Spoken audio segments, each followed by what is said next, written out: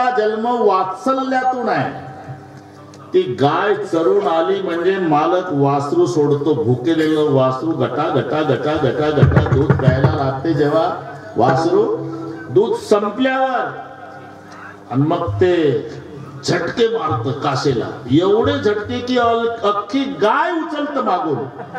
गाय रागवत नाही, पुन्हा पाणावते. याला वात्सल्य म्हणतात. तान याचे रागता झटे अधिकची पाना फुटे.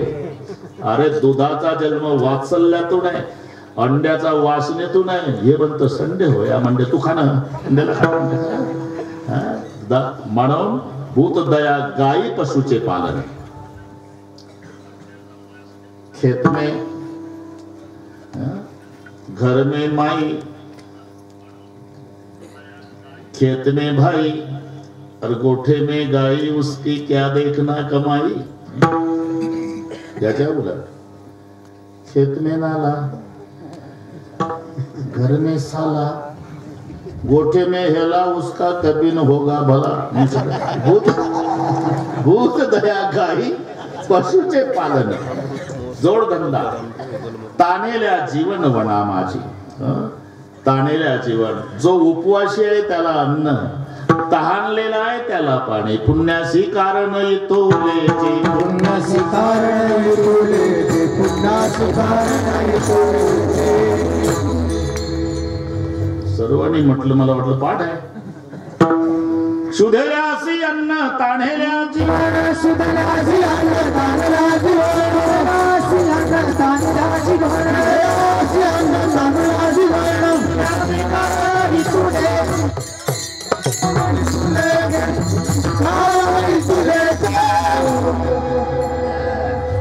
सुधेल्यासी अन्न ताणेल्या जीवन, पुण्यासी कारण येतुलेची. म्हणून भूत दया गायी पशुचे पालन. ताणेल्या जीवन वना माझी. आता आलंच आहे उदाहरण भाऊसाहेब. आता इथे वडील बसलेले आहे, तिन्ही मुलं बसलेले आहे. करू तुमच्या मनातलं बरोबर करू, बरोबर करू. मोसम मध्ये तुम्ही काळजी करू नका. वडील कसे असावे, मुलगा कसा असावा. अरे शून्यातून निर्माण केलं. वास्तू शांतीचा दिवस आहे. दिवसभर वडील आणि मुलं स्वागताला. दिवसभर जेवल्याशिवाय जाऊ नका, जेवल्याशिवाय जाऊ नका, जेवल्याशिवाय जाऊ नका. दिवसभर. शेवटी सायंकाळच्या वेळेला एक पांढरी कार आली. आता कोण आलं भाऊ? ड्रायव्हर उतरला, मागचं दार उघडलं, आतल्या व्यक्तीला हात दिला. जाधव साहेब, काळी टोपी, पातळ नेहरू सदरा, धोत्र, गांधीजी सारखा चष्मा, लटलट लटलट कापतच 95 वर्षाचे मारवाडी समाजाचे शेठजी. बापाचं लक्ष गेलं. बापरे, ज्याच्या अन्नावर जगलो मी, ज्याच्या आईनं मला आधार दिला, ज्याच्या उसात 20 वर्षे दारे धरले, राखण केली, तो माझा अन्नदाता आला. म्हणून वडील 70 वर्षाचे शेठजीच्या पाया पडले. शेठजी, ही अपेक्षा नव्हती केली तुम्ही यावं म्हणून, फक्त पत्रिका दिली होती. अरे पत्रिका वाचल्यापासून असं झालं, कधी तुझं वैभव माझ्या डोळ्यानं पाहतो असं झालं बाबा. पण आता तुझं वैभव पाहिलं ना रे, माझ्या श्रीमंतीला लाजविली एवढं. अरे भूतकाळ आठवतो मला. तू 2-2 दिवस उपवासी राहायचा माझ्या रानात, पण कधी तक्रार केली नाही. बाप म्हणला, मला तुमच्या आईची आठवण येते शेठजी. गारठ्याच्या दिवसात तुम्ही शेताकडे निघाले म्हणजे तुमची म्हातारी म्हणायची, गरीबाचं पोरग थंडीत आहे, फाटक ब्लँकेट घेऊन जा, 2 भाकरी घेऊन जा. तुमच्या आईनं खूप जीव लावला शेठजी. ते जाऊ दे, आता काढू नको जुनं. पण आता तुझं वैभव पाहिलं तर माझी श्रीमंती पासनमध्ये नाही बसत, एवढं तुझं वैभव आहे. माझं काही नाही, ते माझं काही नाही शेठजी. मी मुलं शिकवली आणि सगळी मुलं कर्तबगार निघाली, नाही तर मी जन्मभर दारेच धरले असते शेठजी तुमच्या उसात. हे सगळे दिसतंय ना, ते माझ्या कर्तृत्ववान मुलाने निर्माण केलं. याचं नाव बाप. बरं का, मी थोडक्या सांगतो, जमला ना. अरे हे सेठजी यांच्या आईनं यांनी भाकरी खाऊ घातली मला, फाटके यांचे धोत्र मी नेसलो, 20 वर्षे दारे धरले, माझे अन्नदाते आहे, पाया पडा. तिन्ही मुलं पाया पडले. लटलट कापत शेठजीनं तिघाच्याही पाठीवून हात फिरवला. पोरहो, तुमच्या बापाचा काळ मी बघितला, 3 दिवस उपवासी माझ्या शेतात, पण तक्रार नाही आणि सुतईचा सडा चोरीला गेला नाही. असा सज्जन गडी पुन्हा आम्हाला नाही मिळाला. पण हे तुमचं वैभव पाहिलं ना, माझ्या श्रीमंतीला लाजवेल एवढं मिळवलं. माझं काही नाही, आमचं काही नाही सेठजी, आमचं काही नाही. मग हे जेवढे दिसतंय ना, हे सगळे आमच्या बापाची पुण्य आहे.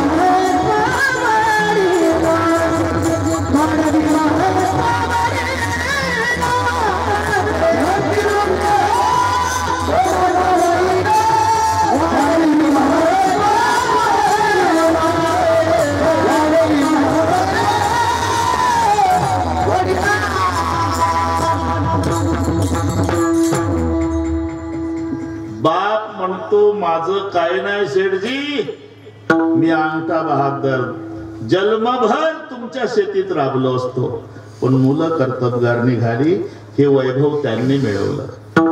मुलं पाया पडली. शाबास पोरो, तुमच्या बापाचा कायदा पाहला, तुमच्या बापाचा काळ पाहला, उपवासी राहायचा, दारे धरायचा, पण तक्रार नाही रे, देवासारखा माणूस होता. पण आता हे तुमचं वैभव पाहलं, केवढं मिळवलं तुम्ही. मुलं रडून म्हणाली, आमचं काहीच नाही शेठजी, हे जेवढं दिसतंय ना, हे आमच्या वडिलाची पुण्याई आहे. शांती रूप नव्हे कोणाचा वाईट, वाढवी महत्व वडिलाचे. शेवटी आतापर्यंत जेवढं सांगितलं, आतापर्यंत उत्तम व्यवसायाने धन मिळवायचं, उदास विचारे सत्पात्रे दान करायचं, पर उपकार कोणाची निंदा करायची नाही, परस्त्रिया सदा बहिणी माया भूत दया, गायी पशुचे पालन आणि वाढवी महत्व वडिलाचे, याचं नाव गृहस्थ. तुका म्हणायची आश्रमाचे फळ, तुका म्हणायची आश्रमाचे फळ, तुका म्हणायची आश्रमाचे फळ, तुका म्हणायची आश्रमाचे फळ.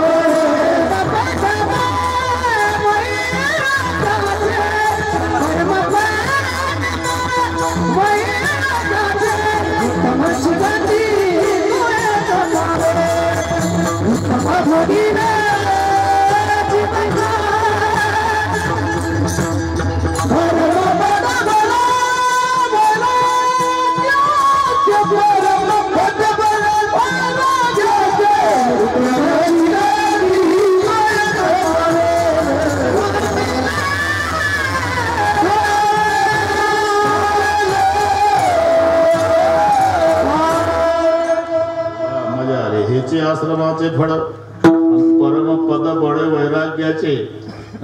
तिसरा आहे कीर्तन हे, सकाळी 10 ते 12, 2 ते 4 आता हे. पण ते कसं काय झालं मलाही कळलं नाही. इथली संस्कारी लेकर, त्या मुलांवर संस्कार घडवणारे जन्मदाते, हे पाहलं, अख्ख्या दिवसाचा भाग गेला, सीन गेला, अवघा झाला. ज्ञानेश्वर माऊली भजन करू, ते तिन्ही बंधूचा सत्कार. उठा उठा उठा उठा उठा उठा, मोसम मध्ये आता लोक बसलेली आहेत. त्यानंतर ज्ञानेश्वर माऊली, इकडे या तिघे.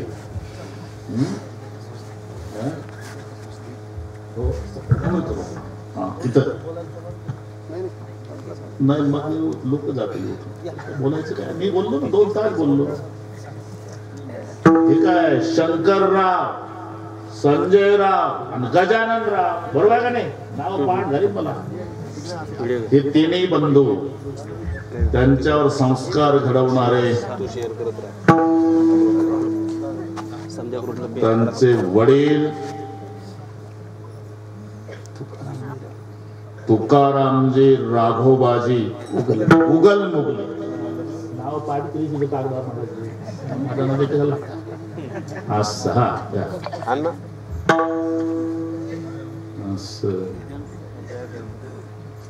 ते म्हणले सत्कार करायला. मला कानात सांगितलं होतं, म्हटलं बरोबर मोसम मध्ये करू. बरोबर जमलं, बरोबर जमलं. लोक बसून आहे, बरोबर आहे, मोसम मध्ये आहे.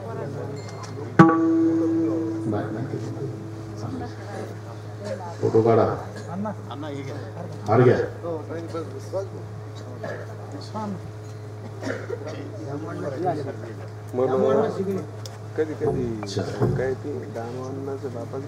तुम्ही या ना इकडे जाधवजी, या हार घाला, हार घाला, काही संधी आहे.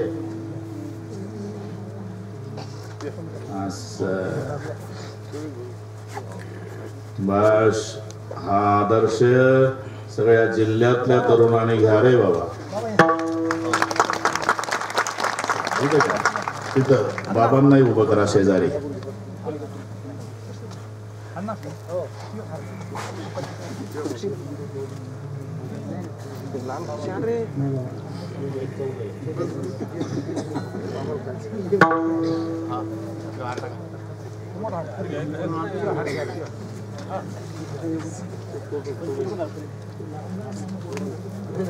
हा बस बस असा. कुंडली कवरचा हरी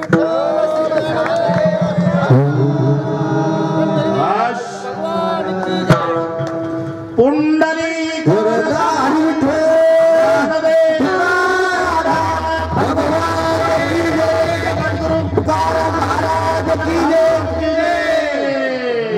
ज्ञानेश्वर माऊली, नारायण माऊली, माऊली, नारायण माऊली.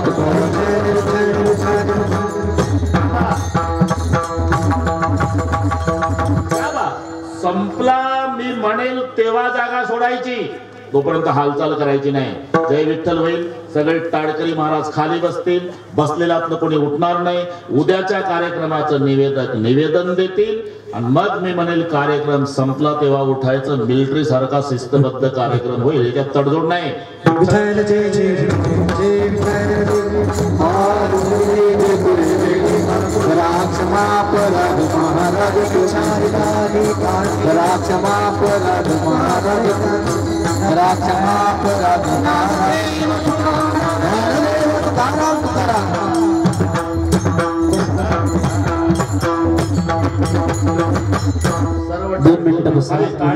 खाली बसा, तुम्ही सगळे टाळकरी खाली बसा.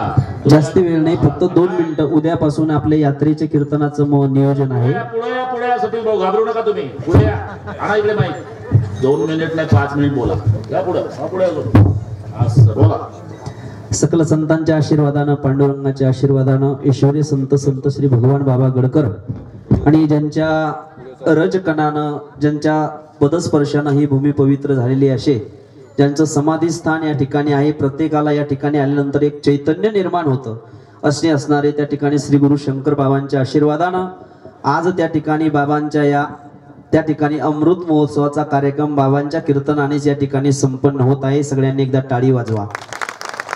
अनेक वर्षापासून या आनंदाची त्या ठिकाणी वाट आम्ही सर्वजण बघत होतो आणि तो सोहळा, भव्य दिव्य सोहळा या उगलमुगले परिवारानं अधिकरून संजू काका असेल, शंकर काका असेल आणि गजानन काका, त्यांना सहकार्य करणारी सगळी मंडळी, भूतोन भविष्यती असा डोळ्याचं पारणं फेडणारा सोहळा 23 तारखेपासून आजपर्यंत आपण अनुभवला आहे. त्यामध्ये दररोज अन्नदान, वेगवेगळ्या मंडळीचं त्या ठिकाणी सत्कार समारंभ आणि महाराष्ट्रातील नामवंत कीर्तनकाराची कीर्तन. आज त्यामध्ये गुरुवर्य त्या ठिकाणी रामायण म्हटल्यानंतर ढोग बाबांची आठवण येते असे असणारे रामायणाचार्य, महाराष्ट्रातील सुप्रसिद्ध रामकथाकार श्री गुरु त्या ठिकाणी आमचा आधारवड, आधारस्तंभ रामायणाचार्य रामरावजी महाराज ढोक बाबा यांनी त्या ठिकाणी जोडून या धन उत्तम व्यवहार उदास विचारे वेच करी अभंगावर सुंदर विवेचन केलं. सर्वांनी एकदा बाबांचं टाळी वाजून स्वागत करा. या कीर्तनासाठी त्या ठिकाणी कीर्तनकार मंडळी उपस्थित आहे. त्यामध्ये शिवाजी बाबा मुंडे, केशव बाबा उद्वस, सोपान महाराज मुंडे शास्त्री, कुशाल महाराज शिंगणे, दामू अण्णा शिंगणे महाराज, पंढरनाथ बाबा घोगे व वैष्णवगडाचे सर्व टाळकरी मंडळी या ठिकाणी उपस्थित आहे. सगळ्यांसाठी एकदा टाळी वाजवा. घोगे बाबा भंडारी, त्यापैकी काही मान्यवर मंडळी आहे. त्यापैकी योगेश भाऊ जाधव, डॉक्टर जायवळे सर, विजय भाऊ पडघाण, माधव बाबा नागरे असेल, उदवंत भाऊ, शिवाजी बाबा खर्डे, ढाल सावंगी व त्यांचे सर्व सहकारी मंडळी या ठिकाणी आलेले आहे. सरावर प्रेम करणार ही मंडळी, टाळी वाजवा त्यांच्यासाठी एकदा. त्यानंतर अशोक कांगणे सर, दामू अण्णा शिंगणे, पिंपरी आंधळे आजू करून इतर सगळी मांडवा असेल, पंचकृती सगळीच मंडळी या ठिकाणी आलेली आहे. त्यांच्यासाठी एकदा जोरात टाळी वाजवा. दामू अण्णा सुद्धा या ठिकाणी उपस्थित आहे. एकच मिनिटं घेतोय.